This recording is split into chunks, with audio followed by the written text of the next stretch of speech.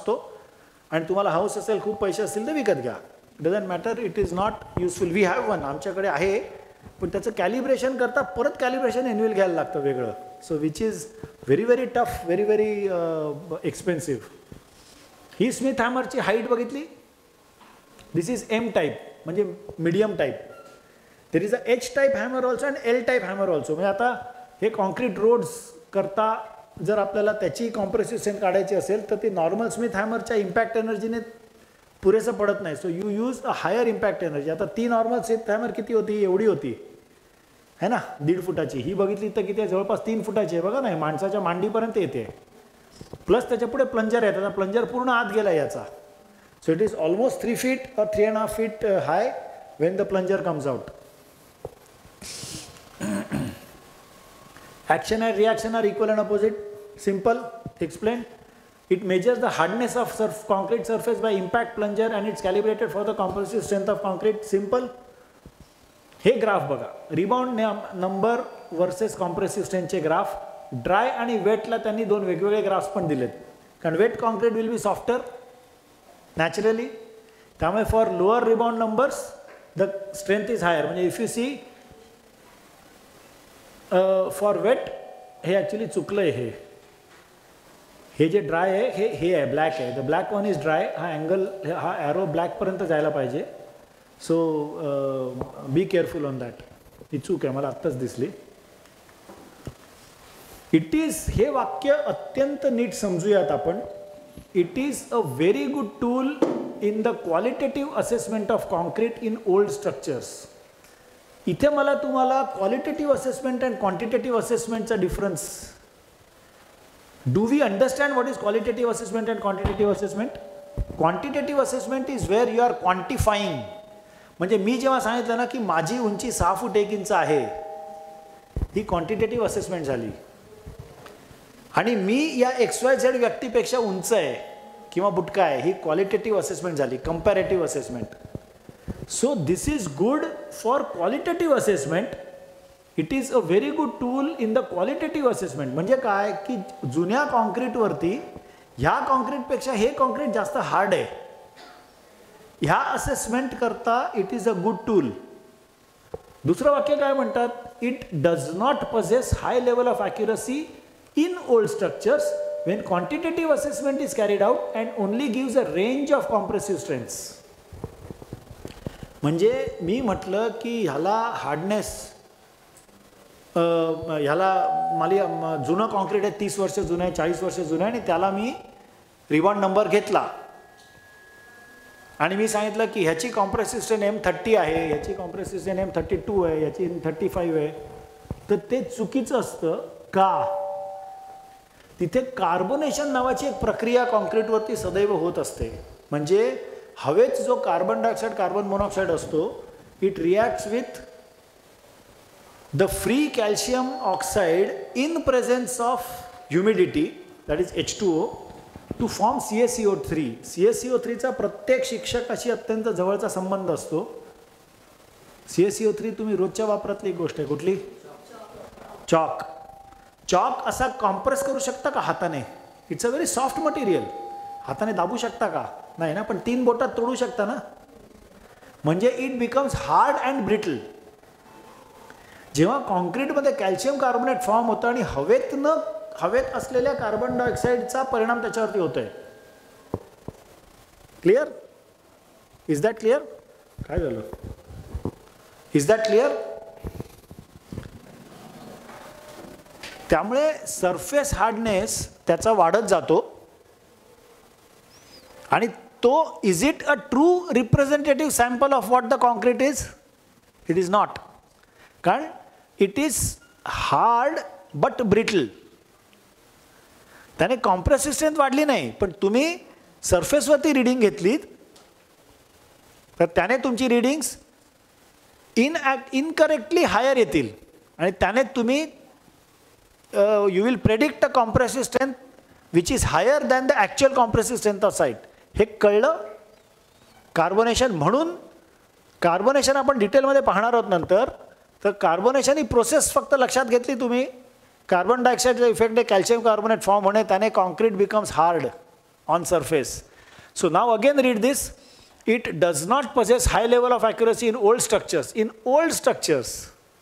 New स्ट्रक्चर्समध्ये नाही का, न्यू स्ट्रक्चरमधून कार्बोनेशन झालेलं नाही आहे. How new and how old we will see. When quantitative assessment is done, म्हणजे मी जर ॲक्च्युली आता इकडे स्मिथ हॅमर मी ठोकली आणि 36 रीडिंग आलं म्हणून 36 कॉरस्पॉन्ड्स टू कायचे काय XYZ 45 Newton per mm², it is wrong.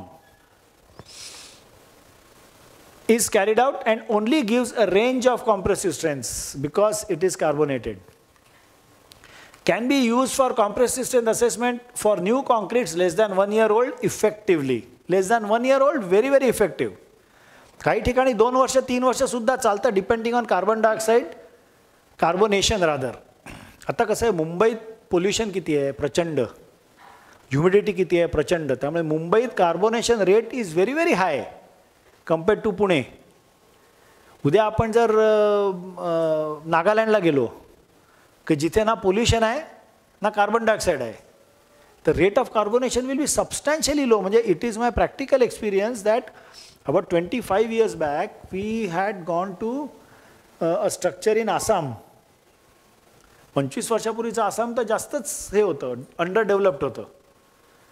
त्यामुळे तिथे जुन्या 20-22 वर्ष जुन्या कॉन्क्रीटला 0 mm कार्बोनेशन होतं. मुंबईला 20-22 वर्ष कॉन्क्रीटला 22 mm कार्बोनेशन झालेलं असतं, 25 mm कार्बोनेशन झालेलं असतं. त्यामुळे त्या कॉन्क्रीटवरती even after 20 years I can use a Schmidt hammer effectively for quantitative assessment. कळलं?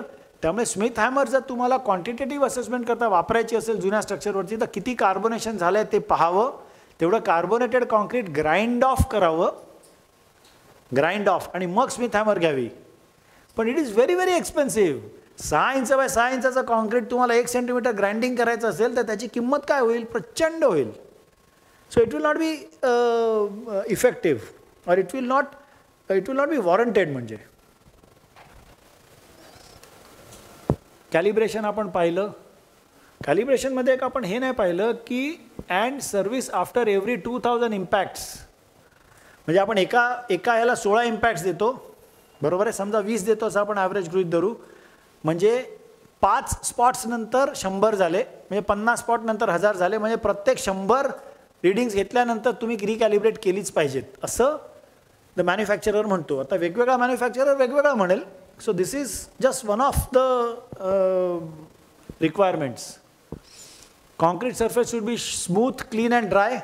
कळलं? Any loose particle should be rubbed off from the concrete surface with a grinding wheel or stone before hammer testing. बरोबर आहे. To avoid local variation in concrete 16 rebound per location as per British standard, जे पण आपण आत्ता बोललो. Dos and don'ts. Always use calibrated rebound hammer. All rebound hammer are calibrated for OPC. But today predominantly we use PPC in concrete. मग काय? It is again a limitation of technology and limitation of the equipments that we have.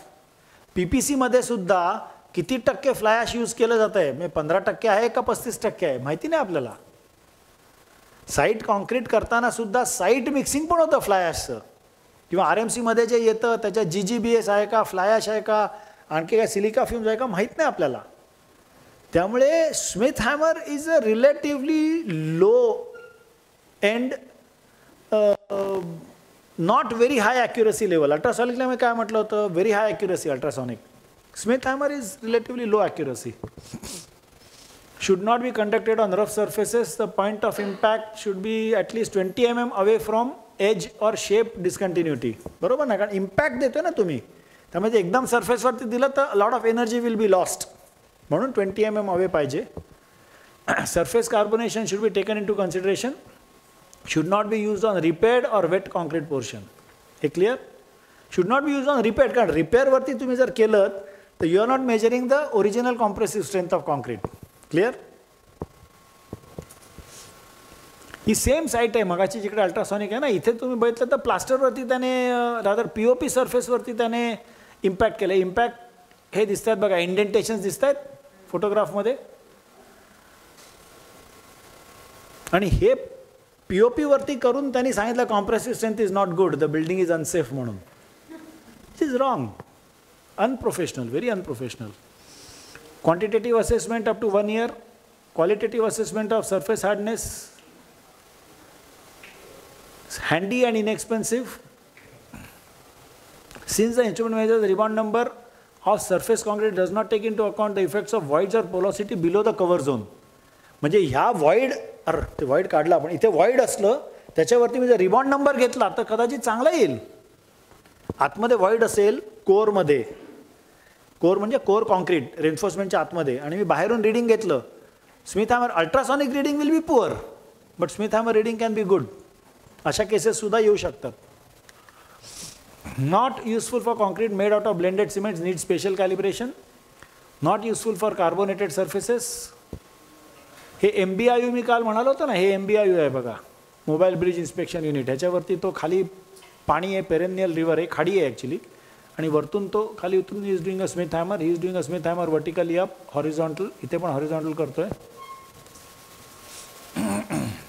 Smith हॅमरचं आपण limitation पाहिलं की carbonated असल्यामुळे ते surface hard होतं आणि त्याच्यामुळे रीडिंग चुकीची येतात. Same problem is there with Windsor probe also, कारण Windsor probe is measuring the penetration resistance. Harder the material, harder will be the penetration resistance.